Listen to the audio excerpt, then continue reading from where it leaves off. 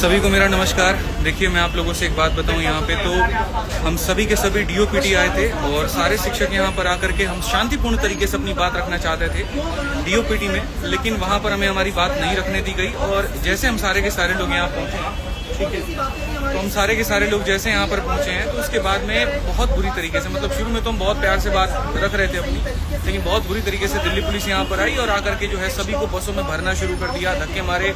हमारे प्रशांत सर जो है एक बहुत जोर का उनको थप्पड़ मारा गाल पे, जिसके चलते उनका गाल जो है वो लाल हो गया। और शायद एक टीचर है जिनका हाथ भी टूटा है यहाँ पे, संजीव सर हैं यहाँ पे, और बाकी सभी शिक्षक हैं, सबको अलग अलग बसों में भरा गया है। ठीक है, कुछ टीचर्स एक बस में हैं जिसमें विक्रमजीत सर भी हैं, बाकी लोग हैं। मैं एक बस में हूँ यहाँ पे, हमारे साथ भी और भी टीचर्स हैं जिन्हें आप देख सकते हैं, साहिल सर भी हैं यहाँ पे, और यहाँ पे एसके झा सर भी हैं, और ये सारे हमारे साथ में स्टूडेंट भी हैं। देखो, मेरा सवाल है ना सरकार से सिर्फ इतना सा है कि यार आप इस बात को समझो। आप या तो ये कह दो कि हम भर्ती नहीं निकालेंगे, ठीक है, तो एक बच्चा होप छोड़ देगा, नहीं करेगा तैयारी हो। लेकिन आप जब ये आश्वासन उसको देते हैं कि देखो हम तुम्हें सरकारी नौकरी देंगे वहां पे, तभी तो वो तैयारी करता है, तभी तो हम तैयारी कराते हैं। हमें क्या जरूरत है अपनी कमर तोड़ने की? हमें क्या जरूरत है बच्चे को अपनी कमर तोड़ने की? यार वो इतनी मेहनत क्यों कर रहा है? क्योंकि उसको वो एक अधिकार मिला है और जिसके तहत वो तैयारी कर रहा है। आज इतना बुरा हो रहा है, इतना बुरा हो रहा है बच्चों के साथ में।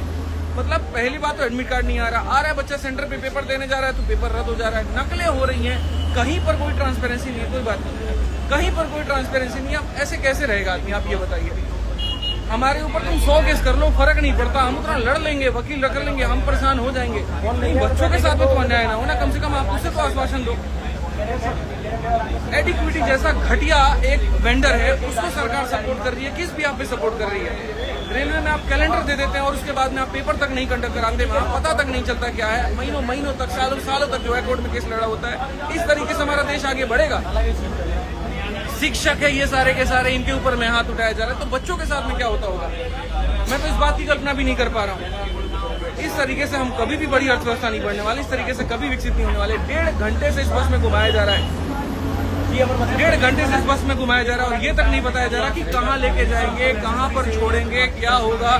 सारे शिक्षक परेशान के साथ में, बच्चे रो रहे हैं वहाँ पे बैठ कर, आप देख सकते हैं। सारे टीचर्स हैं यहाँ पे, नहीं करा सकते, दम नहीं है तुम्हारे अंदर में तो बंद कर दो, बंद कर दो, बात खत्म यहाँ पे कि हाँ भाई हम सरकारी भर्ती निकालेंगे नहीं। ये तानाशाह सरकार ऐसे काम कर रही है ना, इसका खत्म होना बहुत जरूरी है।